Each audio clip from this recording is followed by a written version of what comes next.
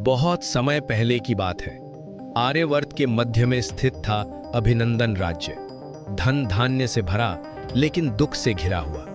इस राज्य का राजा था राजा अजयवीर। वीर, बुद्धिमान लेकिन अहंकारी। राजा का मानना था जो कमजोर है वो अपनी कमजोरी का खुद जिम्मेदार है। एक दिन दरबार के द्वार पर एक बूढ़ा साधु आया, फटे वस्त्र, कांपते हाथ। साधु: महाराज, एक दिन से भूखा हूं, थोड़ा अन्न दे दीजिए। राजा हंस पड़ा। राजा: मेरे राज्य में जो मेहनत नहीं करता वो भूखा ही मरता है। साधु की आंखों में आंसू आ गए। साधु: अहंकार विनाश का कारण होता है महाराज। राजा क्रोधित हो उठा। राजा: सैनिकों, इसे बाहर फेंक दो। साधु गिर पड़ा और जाते जाते बोला: साधु, आज से तुम अपना असली रूप भूल जाओगे।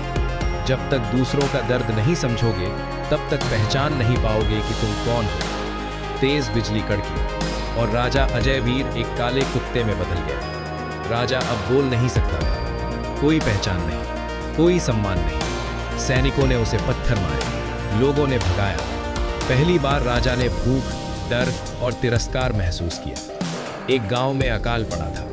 एक माँ अपने बच्चे को रोते देख रही थी। माँ: भगवान, बस आज का दिन निकल जाए। कुत्ते के रूप में राजा वहीं बैठा रहा। उसने अपनी बची हुई रोटी बच्चे के सामने गिरा दी। बच्चा हंस पड़ा। उसी पर राजा के दिल में कुछ टूट गया। साधु की आवाज गूंजती हुई। पहला पाठ, दया। राजा समझ गया, ये उसकी परीक्षा है। राजा को पता चला पास के राज्य सूर्यगढ़ की राजकुमारी पर भयंकर श्राप है। अगर पूर्णिमा की रात तक इलाज नहीं हुआ तो मृत्यु निश्चित है। इलाज था मायावी वन की अग्नि गुफा की भस्म, लेकिन जो भी गया कभी लौटा नहीं। राजा कुत्ते के रूप में चल पड़ा। गुफा के भीतर आवाज आई: रक्षक आत्मा। जो डर गया वो मर गया, जो स्वार्थी है वो लौट गया। आवाज: तू क्यों आया है?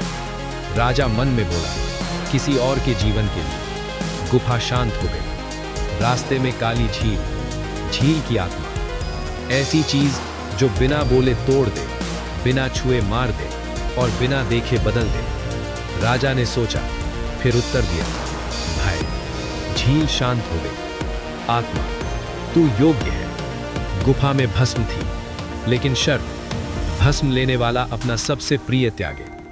राजा बोला, मेरा अभिमान, मेरा राजा होना। भस्म मिल गई। रात के अंधेरे में राजा पहुंचा। सैनिकों ने कुत्ते को मारना चाहा। रानी बोली, रुको, इसकी आंखों में कुछ है। भस्म राजकुमारी पर डाली गई। प्रकाश फैला। राजकुमारी उठ बैठी। तेज रोशनी। कुत्ता फिर से राजा बना। राजा घुटनों पर बैठ गया। राजा: मैं अब राजा नहीं, सेवक हूं। साधु प्रकट हुआ।